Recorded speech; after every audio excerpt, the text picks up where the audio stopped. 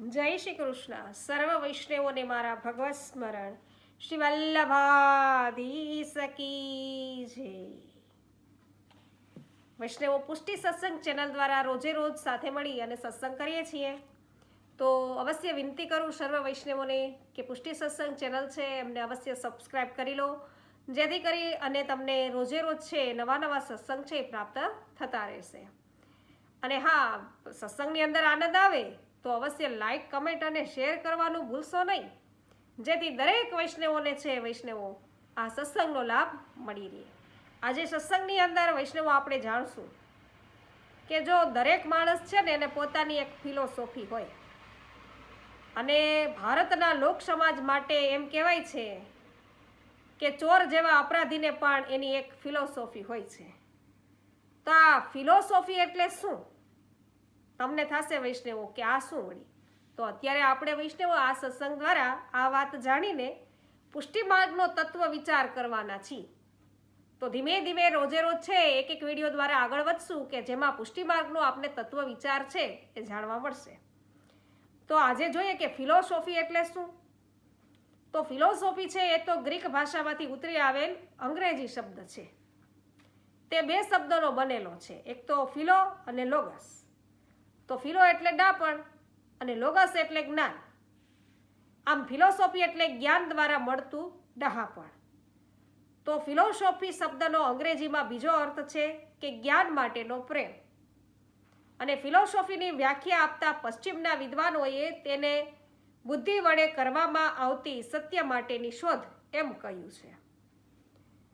તો એક બીજા વિદ્વાને એવું કહ્યું કે ફિલોસોફી એક એવો વિચાર છે જે જીવન જીવવાની પદ્ધતિ નક્કી કરે છે. તો આ બધા અર્થો ઉપરથી એમ આપણે કહી શકાય વૈષ્ણવો કે પશ્ચિમના દેશો ફિલોસોફી માટે બુદ્ધિ ઉપર વધારે આધાર રાખે છે. હવે સામાન્ય રીતે તર્ક, અનુમાન અને પ્રયોગ દ્વારા વસ્તુનો નિર્ણય કરવાની પ્રક્રિયા એ વિજ્ઞાન શાસ્ત્રમાં છે. પ્રયોગશાળામાં જે વિચારને સિદ્ધ અને પ્રમાણિત કરી શકાય એને જ સત્ય તરીકે વિજ્ઞાન છે એ સ્વીકારે છે. તો વિજ્ઞાનની આ ફિલોસોફી પશ્ચિમના દેશોમાંથી આવેલી છે, અને સત્યને પ્રમાણિત કરવાનો વિજ્ઞાનનો પ્રયાસ છે એ 100% સિદ્ધ થતો નથી.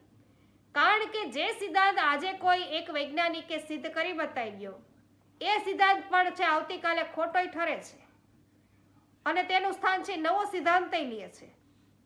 તો આવા વિજ્ઞાનના સિદ્ધાંતો છે એ તત્કાલિક સત્ય છે, પરંતુ અંતિમ સત્ય નથી. કારણ કે પશ્ચિમની ફિલોસોફી અનુભવ કરતા બુદ્ધિ ઉપર છે એ વિશેષ આધાર રાખે છે. તો માણસની બુદ્ધિ અત્યંત અલ્પ છે. અનેક અગોચર તત્વો એ બુદ્ધિ છે એ બુદ્ધિથી સમજાવી શકાતા નથી. પરિણામે માણસ એની દ્રષ્ટિ મર્યાદામાં આવતા જગતના સત્યો સુધી જ પહોંચી શકે છે, તેથી આગળ જઈ શકતો નથી. તો જગતના સત્યો સુધી જ કદાચ પહોંચી શકે. તો આમ પશ્ચિમના દેશોની ફિલોસોફી બુદ્ધિ પ્રધાન હોવાથી જગત પૂરતી મર્યાદિત છે, અને બીજા શબ્દોમાં કહીએ તો તે માત્ર દુન્યવી જ્ઞાન અને ડહાપણ તરફ લઈ જનારી છે.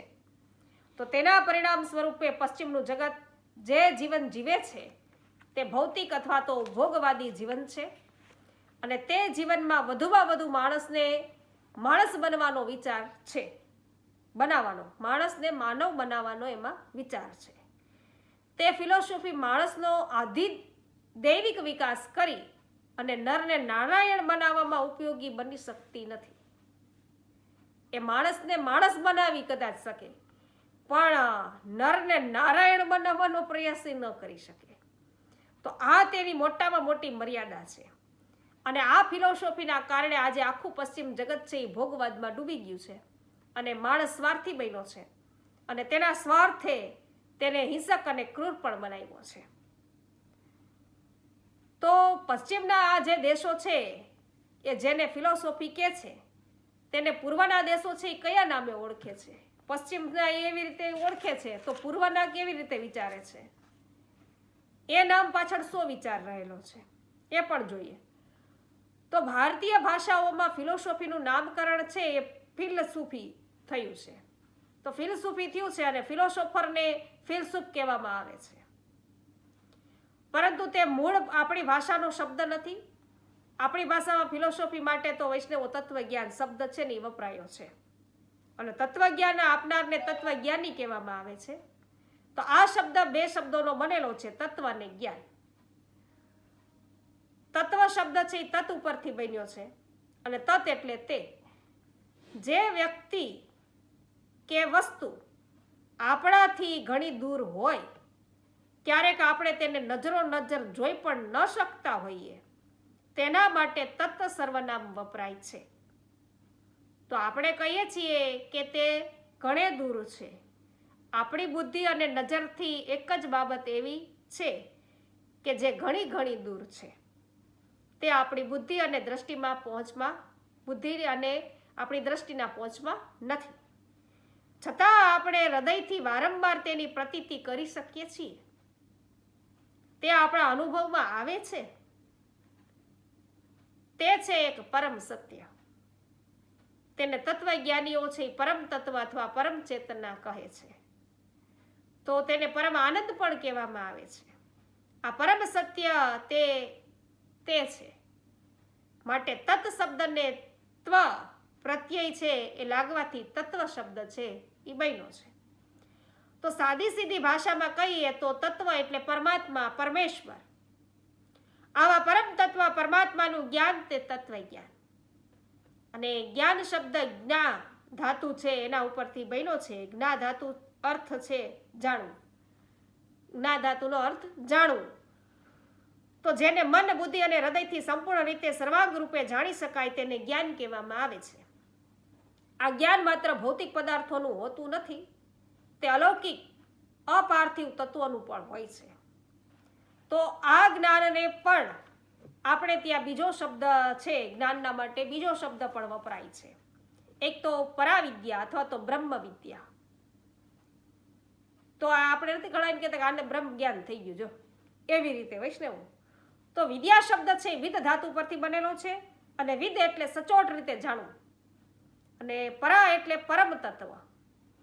પરાનો બીજો અર્થ છે શ્રેષ્ઠ અને પરમ તત્વનું શ્રેષ્ઠ જ્ઞાન. પરમ તત્વનું શ્રેષ્ઠ જ્ઞાન એટલે પરાવિદ્યા. તેને બ્રહ્મ વિદ્યા પણ કહી શકાય. તો કારણ કે બ્રહ્મ શબ્દનો અર્થ પણ પરમાત્મા થાય છે. તો આપણા ઉપનિષદોએ એમ કહ્યું છે કે જ્ઞાન છે એ ઈશ્વરને ઓળખવામાં અને સંસારમાંથી મુક્ત થવામાં ઉપયોગી ન હોય તેની કશી કિંમત નથી. સમજ્યા? આપણા ઉપનિષદોએ શું કહ્યું કે જે જ્ઞાન દ્વારા ઈશ્વરને ઓળખવામાં અને સંસારમાંથી મુક્ત થવામાં ઉપયોગી ન બને જે જ્ઞાન, તો એ જ્ઞાનની કોઈ કિંમત નથી. માટે ઉપનિષદોએ છે જગત સંસારના જ્ઞાનને અવિદ્યા કહી છે અને પરમાત્મા વિષયક જ્ઞાનને વિદ્યા, બ્રહ્મ વિદ્યા અને પરાવિદ્યા કહી છે. તો અવિદ્યા એટલે પરમાત્મા વિશેનું અજ્ઞાન અને પોતાના વિશેનું અજ્ઞાન અને જગતિયા સંસાર વિશેનું અન્યથા જ્ઞાન. અવિદ્યા માણસને જગતના ભોગોમાં ડૂબાડે છે અને પરમાત્માથી દૂર રાખે છે. તે મૃત્યુ તરફ લઈ જનારી છે. તે અસત્યો શીખડાવનારી છે અને પરાવિદ્યા છે પરમાત્મા તરફ લઈ જનારી છે. જગત સંસારમાંથી મુક્ત કરાવનારી છે. આપણને આપણું સાચું સ્વરૂપ અને કર્તવ્ય બતાવનારી છે. તેથી તેને અમૃતા વિદ્યા કહેવામાં આવે છે. તો આથી ઉપનિષદોના ઋષિઓએ પ્રાર્થના કરી કે હે પરમ તત્વ, તમે અમને અસત્યોમાંથી પરમ સત્ય તરફ લઈ જાઓ, અંધકારમાંથી દિવ્ય પ્રકાશ તરફ લઈ જાઓ, મૃત્યુમાંથી અમૃત તરફ લઈ જાઓ. તો આપણું આ તત્વ જ્ઞાન મુખ્યત્વે 4 બાબતોનો વિચાર કરે છે. એક પરમ તત્વ પરમાત્મા શું છે, તે ક્યાંથી આવ્યા છે, તેમના ગુણો ક્યાં છે, તેઓ શું કાર્ય કરે છે. બીજી વાત એ કે આપણી આજુબાજુ જે જગત રહ્યું છે તે ક્યાંથી આવ્યું, તેનું સંચાલન કેવી રીતે થાય છે, તે સંચાલન કોણ કરે છે અને આપણે પોતે કોણ છીએ. એ ત્રીજી વાત કે આપણે પોતે કોણ છીએ, ક્યાંથી આવ્યા છીએ, આપણું મૂળ સ્વરૂપ શું છે, તો આપણો અંત કેવો છે, એ ત્રીજી વાત થઈ. ચોથી વાત એ કે જગતમાં આપણે હું અને મારું મારું કરી જીવીએ છીએ, આપણાપણાનું અભિમાન રાખીએ છીએ, મારાપણાનું મમત્વ રાખીએ છીએ, એ યોગ્ય છે કે કેમ? આ બાબતનો વિચાર આપણે ત્યાં હજારો વર્ષો પૂર્વેથી થતો આવ્યો છે અને આપણા પ્રાચીન ઋષિમુનિઓએ કોઈ ભૌતિક પ્રયોગશાળાની મદદ લીધા વિના એકાંત તપોવનમાં બેસીને તેમની બુદ્ધિ અને આત્મદ્રષ્ટિને હૃદયમાં સ્થિર કરીને આ પરાવિદ્યા છે ની પ્રાપ્ત કરી હતી. વેદ, બ્રહ્મસૂત્ર, ગીતા, ઉપનિષદો, પુરાણો અને ધર્મશાસ્ત્રોમાં આ તત્વજ્ઞાન ભરપૂર પ્રમાણમાં ભરેલું છે. તો આ તત્વજ્ઞાન બુદ્ધિગમ્ય છે, તેના કરતાં વધારે અનુભવ ગમ્ય છે.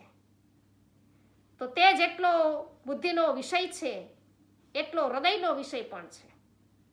તો આ તત્વજ્ઞાન માણસને ભોગવાદી અને ભૌતિકવાદી બનાવવાના બદલે પરમાત્માવાદી છે એ બનાવે છે અને તેનું જીવન છે એ ભોગમય બનાવવાના બદલે ભગવાનમય બનાવે છે. તો પરિણામે આ તત્વજ્ઞાન છે એ જીવનાર વ્યક્તિ છે નરમાંથી નારાયણ બને છે.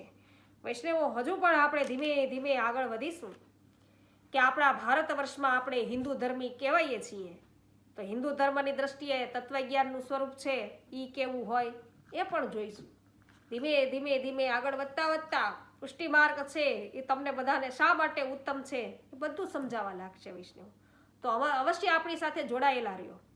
આપણે મૂળ છે એનાથી આપણે શરૂઆત કરી છે વૈષ્ણવો, કે જે વેદ છે, બ્રહ્મસૂત્ર છે, શ્રીમદ ભાગવત છે, ગીતા છે, એના આધારે શ્રી મહાપ્રભુજી છે આપણને બધું સમજાવે છે.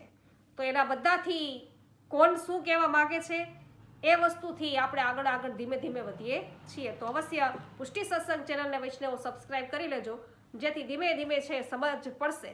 આપણે અત્યારે ક્યાં છીએ, કેના ઉપર છીએ? પુષ્ટિ માર્ગની પગદંડી ઉપર છીએ. પગદંડી ઉપર છીએ એટલે ધીમે ધીમે આગળ વધી રહ્યા છીએ.